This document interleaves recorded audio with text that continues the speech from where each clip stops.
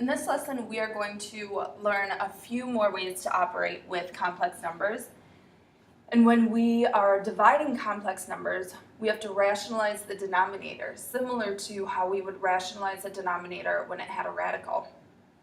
But if you have a complex number, we need to use what are called conjugates. And a conjugate is when one of the signs in a binomial is opposites.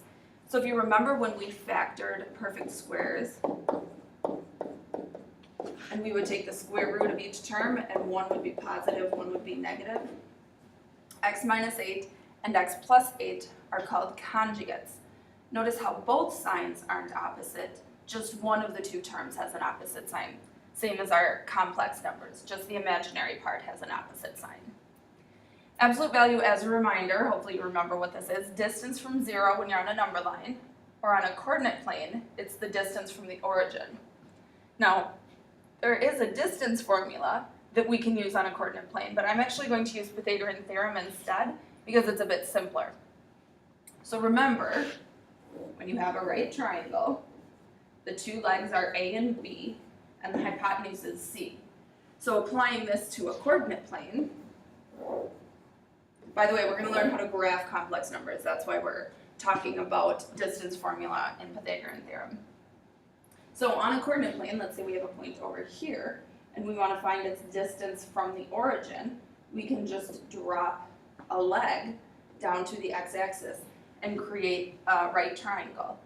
So the x-coordinate would be your A, the y-coordinate would be your B, and then the distance to the origin would be C. So I think it's a simpler way of getting to the distance. All right, so first of all, let's take a look at graphing a complex number on a coordinate plane. And all we have to do is rename our x and y axis as the real axis and the imaginary axis. So if I'm graphing 3 plus 5i, I will graph the real part of the number along the x-axis, so 3, and then the imaginary part goes along the y-axis. So over 3, up 5. For part B, my real number is 0, and my imaginary number is negative 4. So I'm going to stay at 0 and go down 4. And then for my last example, negative 6 plus I. So negative 6 is my real part, so I'm going to go left 6. And then my I is 1, so I'm going to go up 1. So let's take a look at absolute value. I'm not sure why I have my steps so low on this one.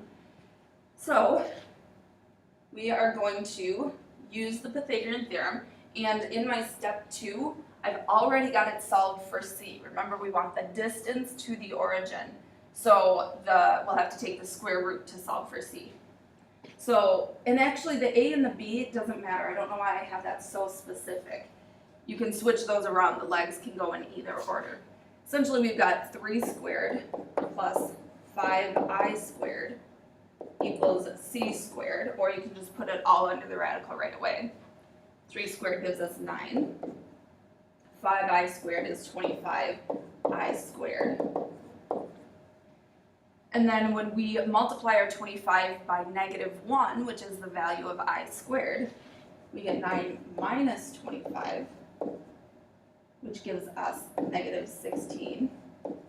So taking the square root of that, and when we're talking about distance, we only use the positive square root. So even though when you take the square root, you should be thinking positive or negative, in this context, distance is always positive. So we're only going to use the positive square root of negative 16, which is 4i. Or the distance, or the absolute value of 3 plus 5i, is 4i units from the origin. Part B, all we have is an imaginary part. So our real part is 0. So we have 0 squared plus negative 7i squared, which gives us 49i squared. 49i squared is negative 49 because I squared is negative 1. So taking the square root of that, we get 7i.